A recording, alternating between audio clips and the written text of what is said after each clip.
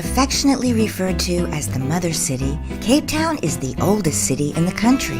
It is a rare cultural gem over 300 years old, with romantic seascapes and panoramic vistas abound. Your experience will include all meals and all accommodations, private driver and guide, daily excursions, and even a personal cell phone so friends and family can keep in touch. Upon arrival at the Cape Town airport, your guide will transfer you to Burgundy Estates in the Winelands. Burgundy Estates will be your accommodation for the full 7-night stay. Your condo apartment has 2 private bedrooms, 2 bathrooms, and a fully functional kitchen, which you will not need. In addition, you have a dining room, living room, and a private patio with a barbecue. This is your home away from home, so unpack your suitcases as all your excursions will depart from Burgundy Estates. For your first feast, we take you to Cassia for a fabulous dinner on the Nikita Wine Farm in the Durbanville Wine Valley. This stylish and friendly atmosphere boasts a menu that highlights local and seasonal ingredients. On day 2, we head down to the Victoria and Alfred waterfront, also known as the V&A. This is a working harbor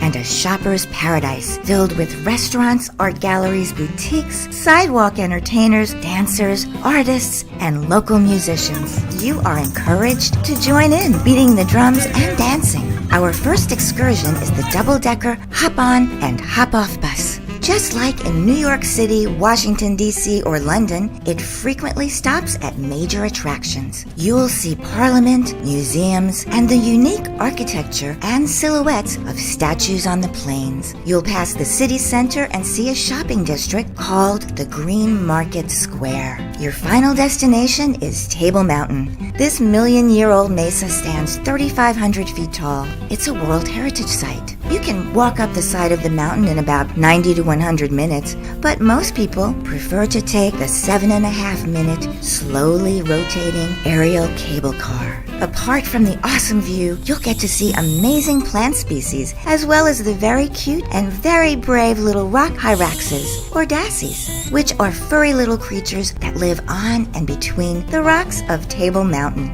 Once you reach the summit, you'll have beautiful views of the inland and the ocean. Simply spectacular.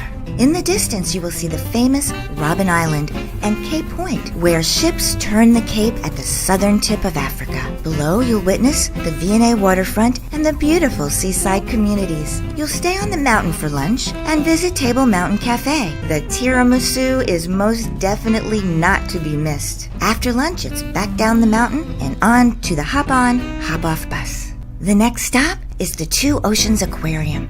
This is an oceanographic research institute where they study the great white shark.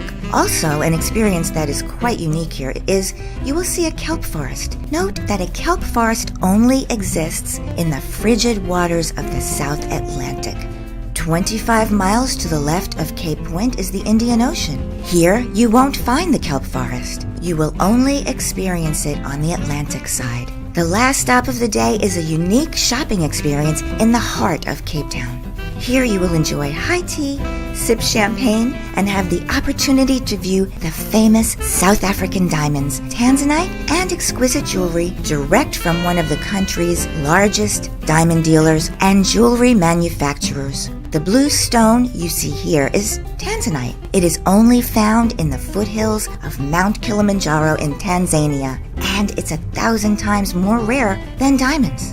Day 3 is the favorite of wine lovers. In these winelands of South Africa, they have been growing grapes for more than 300 years. Now, keep in mind, you're in the Stellenbosch region, and this is the longest contiguous wine route in the world. Our first stop is beautiful Durbanville Hills, an area possessing extraordinary geographic characteristics. The wines produced here express a unique synergy between the cool climate location and the very best in winemaking. There are 9 member grape farms here, all located near the Durbanville Hills cellar, which overlooks Table Mountain, Table Bay, and Robben Island. The next stop is Netlingshof, This is the oldest winery in South Africa and known for its dessert wines. The fabulous gardens and architecture showcase the Cape Town historical culture and landscapes. Netlingshof will be a highlight. Next, we make our way through the Stellenbosch wine route, where we lunch at Grand Provence. This is in the village of Franschhoek, where the original French Huguenots settled in the Cape more than 300 years ago. The French brought with them their wine expertise and their culinary expertise. Here at Grand Provence, you will experience both. Rated as one of the top 10 restaurants in South Africa, at Grand Provence, you will enjoy one of your best cuisine experiences with fabulous wine pairings. Many past guests have claimed this was the most spectacular meal they have ever had. We would like to point out this architecture here at Grand Provence. It is called Cape Dutch architecture. The rest of the afternoon is spent walking the streets of Franschhoek, which are filled with fabulous shops, curios, monuments, coffee shops, and local art. The dollar is very strong, so shop till you drop. On day 4, we arrive at Hout Bay. Hout is an Afrikaans word that means wood. First visit is to the world of birds, where there are hundreds of species of birds from all over the world. Then we lunch at Mariner's Wharf. Now, Mariner's Wharf is not just a restaurant. It is also the oldest emporium in South Africa. Here, weather permitting, you're going to take a boat ride a simple 1.5 miles around the point. You are going to visit what is known as Seal Island. It is a protected habitat for 3,000 to 4,000, depending on the time of year, of fat, hairy, blubbery Cape fur seals. And they are protected from everything except the great white shark. Now, if you've ever watched the Discovery Channel, the Learning Channel, or the National Geographic Channel, you will recall this is where the great white sharks breach the water as they hunt for the seals. This is it, Hout Bay, one of the only places on Earth you'll witness this. Next stop is Simonstown. This is where you get to walk with the penguins on Boulder Beach. These are the famous black-footed South African penguins, also referred to as jackass penguins. These penguins gather together as they are very family-oriented. They bray and sound like donkeys, hence the nickname. Simonstown is the home of the South African Navy and was voted by Yahoo as one of the 6 most beautiful seaside communities in the world. Snowbirds may want to consider relocating here. This is it, the romantic meeting point where the frigid waters of the South Atlantic meet the balmy waters of the Indian Ocean.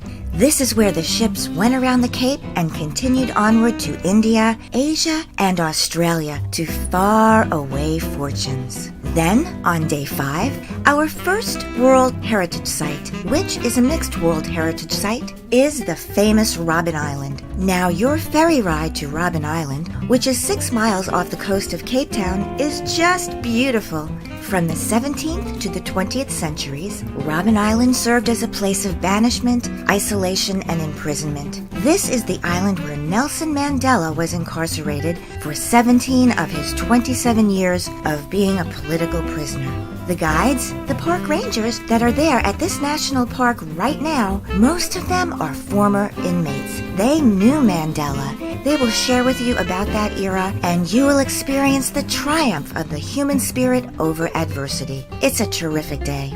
In the afternoon, we head back to the V&A Waterfront Harbor. From here, your guide will transfer you to dinner. The V&A Waterfront is the #1 destination to visit in Cape Town. It's a shoppers and foodies paradise with 450 retail shops, 80 restaurants, and many galleries showcasing local art and curios. Dinner this evening will be in the elegant, upscale, and affluent seaside suburb, Camps Bay. Some people say it's reminiscent of South Beach in Miami, Florida, or Cannes in France. Here, nestled at the foot of the 12 Apostles Mountains, patrons come from all over the world to dine at Parenga and watch one of South Africa's legendary sunsets. On day 6, we travel to the coastal village of Hermanus. For those of you who have visited a romantic seaside resort or have done whale watching before, you'll feel right at home in this whaling village of Hermanus. This is home to the southern right whale, the giant southern right whale that averages 50 feet in length and 50 tons. What makes the Hermanus experience so unique is that it's known as the finest and probably the only land-based whale watching town in the world. You are mere meters from these magnificent creatures. The southern right whales arrive from the Azores and the Canary Islands into Hermanus for 7.5 months each year to mate and to calf. Here is Wilson, the town crier. You can find him in Wikipedia. Wilson blows the kelp horn and announces where these whales are as they frolic around the shoreline. Lunch will be at Bientong's Cave. This restaurant is built right into the cave and offers panoramic views of the bay, and whilst you are sipping away on a local Cape wine and enjoying a fresh seafood dish, you get to witness the whales playing nearby. Just when it's time to walk off lunch, we transfer you to the Harold Porter Botanical Gardens. This UNESCO World Heritage Site is known for its wonderful waterfalls, 60 species of indigenous birds, and a collection of the Cape's finest flora and fauna. 10% of the world's plant species can be found in South Africa. That evening, we dine at the sensational Bloemendal restaurant, boasting a spectacular menu and a view of Table Mountain to complement the fine wine and local dishes. On day 7, we spend half the day in the Cape Townships, which is a cross-cultural experience. Many travelers noted this as one of their highlights and a must-do experience. You'll enjoy a traditional township lunch and visit some of the friendliest and craftiest entrepreneurs of the region. This famous man is golden, and his work, charm, and heartwarming personality is legendary. Using common household items, he hand creates curios, souvenirs, and artwork. Indeed, a life-changing encounter. The last stop of the day is the world-renowned Kirstenbosch Botanical Gardens. Kirstenbosch is a newly appointed UNESCO World Heritage Site with an area of 1,100 acres and more than 88 acres of cultivated gardens. Discover many unique trees and flowers in full bloom. Discover the Strelitzia, known to many as birds of paradise. The Strelitzia is indigenous to South Africa. It was introduced into Britain in 1773, and from here it was distributed all over the world into the Americas and Australia. The gardens can be walked or driven by golf cart and showcase art, statues, and award-winning flora and fauna. Your last dinner will be enjoyed at Moyo Restaurant, which is iconic in South Africa. The dishes are a celebration and a culinary explosion of Western cuisine that meets traditional African dishes. At dinner, your face will be painted, and you will have the opportunity to wear some headgear in order to join the tribe and perhaps be made an honorary member of the Moyo tribe. This is truly an evening for kings and queens. On day 8, as you say goodbye to the fairest Cape, you will understand why the New York Times and TripAdvisor have voted Cape Town the #1 must-see city in the world. And you deserve to see why. Now, it is important to know that we are leaders in the South African tourism industry, and we develop, manage, and own our properties. Therefore, we are able to provide tours to South Africa at prices up to 60% lower than competitors with similar inclusive packages. To inquire about our current pricing and promotions, call us toll-free at 877-480-6881 or email info@gotouchdown.com or use our chat button at the bottom of the page. That concludes our Cape Town experience. For a closer look at our safari adventure, hop over to the safari page. See you in South Africa!